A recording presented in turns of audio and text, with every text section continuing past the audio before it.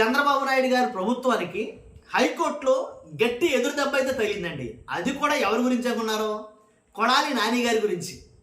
కొడాలి నాని గారు అసలు మన వాళ్ళగా ఆయన పేరు చెబితేనే కూటమిలో కొత్త కొత్త కొత్త కొత్త కొత్తలాడిపోతూ ఉంటుంది. అలాంటిది కొడాలి నాని గారి విషయంలోనే చంద్రబాబు నాయుడు గారి ప్రభుత్వానికి హైకోర్టులో గట్టి ఎదురు దెబ్బ తగిలిందంటే దాన్ని బట్టి లెక్కేసుకోండి ఎలా ఉంటుంది ఏంటి పరిస్థితి అనేది. దీని గురించే మనం మాట్లాడబోతున్నాం. మొత్తం పూర్తిగా చెప్తాను, చెప్పే ముందు నాది రిక్వెస్ట్ ఉంది. ఎలా అంటే వాస్తవాలు ఏంటనేది రాష్ట్ర ప్రజలకు తెలియాలంటే కనుక మీ బాధ్యతగా మీరు లైక్ చేయాలి. మీరు లైక్ చేస్తే ఎక్కువ మందికి ఇన్ఫర్మేషన్ షేర్ అవుతుంది. కొత్తగా మన ఛానల్ ఎవరైనా చూస్తే కనుక పక్కాగా సబ్స్క్రైబ్ చేయండి. మీ అమూల్యమైన అభిప్రాయాన్ని కామెంట్ రూపంలో తెలియజేయండి. విషయం ఏంటంటే కనుక చంద్రబాబు నాయుడు గారి ప్రభుత్వానికి హైకోర్టులో గట్టి ఎదురుదెబ్బ తగిలింది కొడాలి నాని గారి కేసుల నిమిత్తం. మనం వాళ్ళు ఈయన ఉన్నప్పుడు కూడా అలాగే ఉండేదనుకో. చంద్రబాబు నాయుడు గౌరవనీయమైనటువంటి అత్యున్నత న్యాయస్థానాలు కొన్ని మాటలు మాట్లాడాయి ఈ కేసు నిమిత్తం. కొడాలి నాని గారి కేసు నిమిత్తం కొన్ని వ్యాఖ్యలు అయితే చేశాయి. ఆ వ్యాఖ్యలు ఏంటో ఖచ్చితంగా చెప్తాను నేను. ఏంటంటే కొడాలి నాని గారి ప్రాసిక్యూషన్ ఉత్తర్వులపై ఆక్షేపణ విధించింది. 2021లో కేసు నమోదు చేస్తే ఇప్పుడు ప్రాసిక్యూషన్కు అనుమతిపై అభ్యంతరం వ్యక్తం చేసింది. ప్రాసిక్యూషన్ ఉత్తర్వులపై తదుపరి చర్యలని నిలిపివేత. నాని గారిపై నమోదైన కేసులు 3 ఏళ్లు శిక్ష పడేవే. అందువల్ల 3 ఏళ్లు దాటిన తర్వాత కోర్టులు కేసును విచారణకు స్వీకరించలేవు. 2021 అంటే ఇంచుమించుగా ఏదో 5 సంవత్సరాలు సుమారు కావస్తున్నాయి. కొడాలి నాని గారి మీద పెట్టిన కేసులు 5 సంవత్సరాలు అవుతున్నాయి. ఆ పెట్టిన కేసులు కూడా ఆ 3 ఏళ్లు శిక్ష పడే కేసులేవి.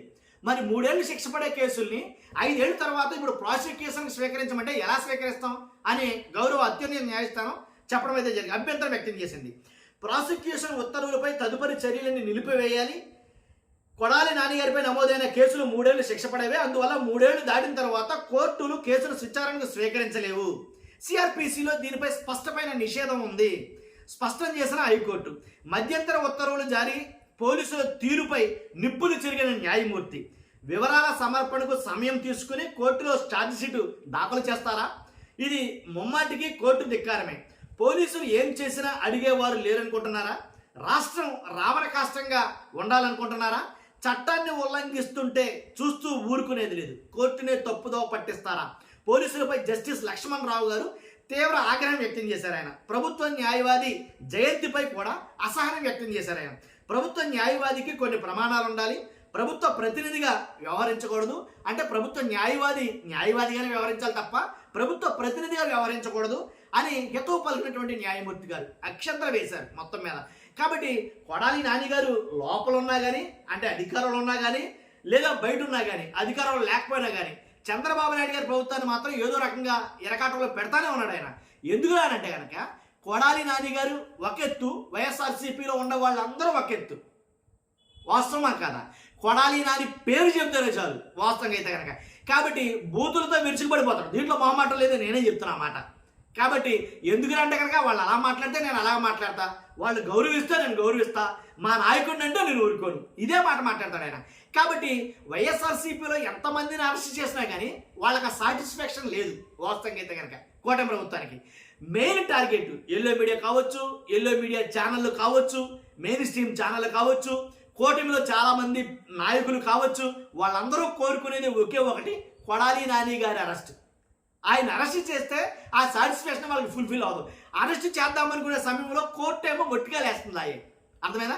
అది కోర్టు చెప్పిన తీర్పు, ఆ ఉత్తర్వులు కూడా కొడాలి నాని గారి వైపు ఉండడంతో చాలా మటుకి అంటే కొడాలి నాని గారి అభిమానులు ఎవరైతే ఉన్నారో వాళ్ళందరూ కూడా చాలా హర్షం వ్యక్తం చేస్తున్నారని చెప్పాలి వాస్తవంగా అయితే కనుక. కాబట్టి అంటే రాష్ట్రంలో మనం చూస్తున్నాం వైఎస్ఆర్సీపీ నాయకులు చాలా మంది అరెస్ట్ చేశారు. అంబటి రాంబాబు గారు, అలాగే జోగి రమేష్ గారు, ఒక్కళ్ళు ఇద్దరం కాదు కానీ ఇలా చెప్పుకుంటూ పోతే చాంతాడంత ఉంటుంది లిస్టు. అంటే అరెస్టులు అవి అక్రమ అరెస్టులా సక్రమ అరెస్టులు అనేది జనాలు మాట్లాడుకుంటారు, నేను చెప్పనవసరంలా. కాబట్టి ఖచ్చితంగా ఈ అరెస్టులు పరంపర కొడాలి నాని దాకా వెళ్తాది అని అనుకున్నారు కానీ ఒకసారి స్పీడ్ బ్రేకర్ అయితే తగిలిందని చెప్పాలి. కాబట్టి ఎందుకు ఎప్పుడో తీసుకొచ్చి ఇప్పుడు పెడతారన్నట్టుగా నా చివాట్లు పెట్టింది హైకోర్టు అయితే కనుక. ఇది నేను చెప్పాలనుకుంది. మీ అభిప్రాయం ఏంటో కాస్త కామెంట్ రూపంలో తెలియజేయండి. ఫస్ట్ అయితే లైక్ చేయండి. Thank you very much.